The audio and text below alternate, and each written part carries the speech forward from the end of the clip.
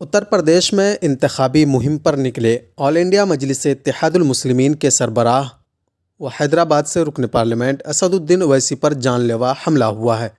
असदुद्दीन ओवैसी जुमेरात की दोपहर मेरठ में इंतखाबी प्रोग्राम के बाद दिल्ली के लिए रवाना हो रहे थे। छजरसी टोल प्लाजा के करीब दो लोगों ने उनकी गाड़ी पर 3-4 राउंड फायर किए। बताया जा रहा है कि हमलावर 3 या 4 अफराद थे। हालांकि असदुद्दीन ओवैसी और उनके साथी महफूज हैं। उनकी गाड़ी पंक्चर है और वो दूसरी कार में दिल्ली के लिए रवाना हुए।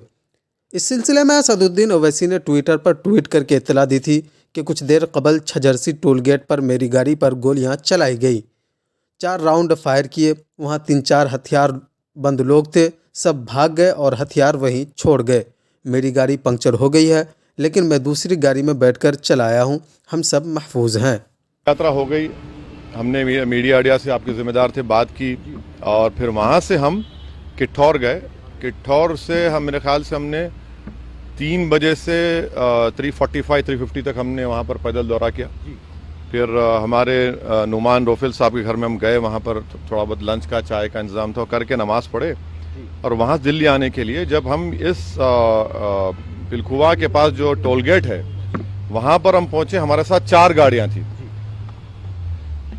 हमारी गाड़ी के सामने हाजी साहब की टाटा सफारी थी जो पीछे आपके, और हमारी गाड़ी के पीछे और 2 फॉर्च्यूनर थे। तो जैसा हम टोल गेट के करीब गाड़ी स्लो हो जाती है, बैरिकेड होता है, तो एक बड़ी धाम से आवाज़ आई। तो हम बोले क्या हुआ? फिर दूसरी आवाज़ आई।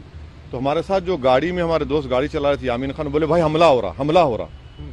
तो हमारी गाड़ी से उन्होंने बड़ी क्विक थिंकिंग से इस गाड़ी को पुश किया, ये सफारी को, और वहां से निकले। फिर और एक आवाज़ आई। जब हम निकल रहे थे एक और आवाज़ आई। तो मेरे ख्याल से 3 से 4 राउंड की फायरिंग हुई। हमारी गाड़ी के लेफ्ट साइड के ऊपर 2 होल्स के निशान है, एक गोली शायद, और एक निशान है लेफ्ट साइड मडगार्ड के ऊपर।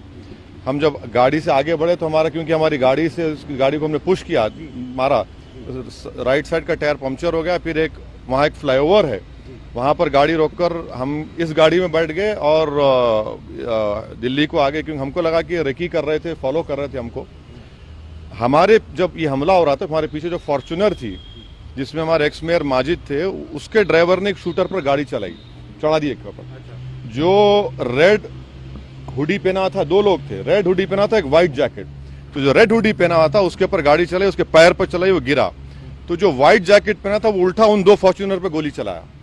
तो अब हमारी थोड़ी देर पहले एडिशनल एसपी वहाँ से जो हैं जिम्मेदार, उनसे बात की। उन्होंने कहा कि हाँ सर, आर्म्स जो इस्तेमाल है वो भी मिला, हथियार भी मिला, और एक शूटर पकड़ा भी गया।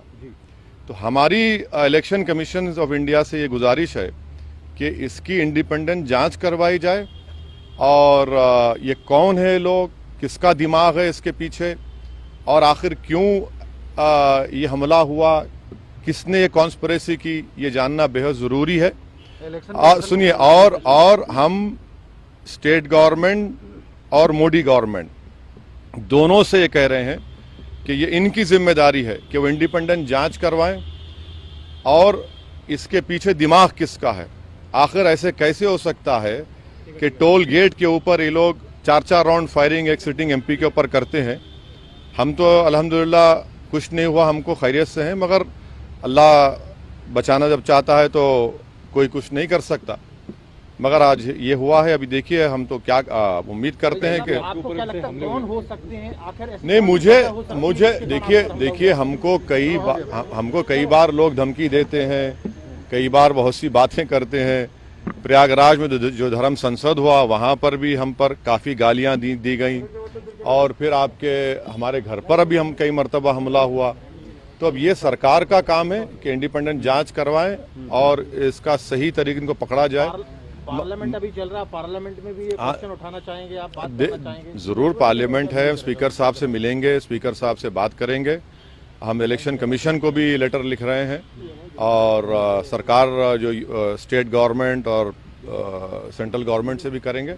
मगर अल्हम्दुलिल्लाह अल्लाह करम में खैरियत से। ये ना सिर्फ कंडेमनेबल है, बल्कि तो सबको सोचना पड़ेगा कि आखिर ये कौन लोग हैं जो इतनी हिम्मत करके गोली भी चला रहे हैं और ये सब हरकतें कर रहे हैं। सर, इलेक्शन से ठीक पहले ये सब क्या दर्शाता है? हाँ, इलेक्शन से ठीक अब नहीं मालूम मुझे। अगर ये लोग, ये मारने वाले अगर ये समझ रहे हैं कि हम पीछे हट जाएंगे, हम डर जाएंगे। हम शुरू दिन से कह रहे हैं कि जब तक हमको अल्लाह जिंदा रखेगा हम जिंदा रहेंगे, जिस दिन हमारा वक्त आएगा हम चले जाएंगे। मगर इस तरह के बुज़दिली की हरकतों से, इस तरह से गोली चलाने से हमारे ना हौसले और हिम्मत में कमी आएगी, बल्कि इंशाल्लाह और हौसले हिम्मत बढ़ेगी। और हमारा मानना है कि जब अल्लाह बचाना चाहता है, मगर ये कौन ताकतें हैं और कैसे उत्तर प्रदेश में ये इस तरह की हरकत हो रही है, ये तो जनता को भी देखना है।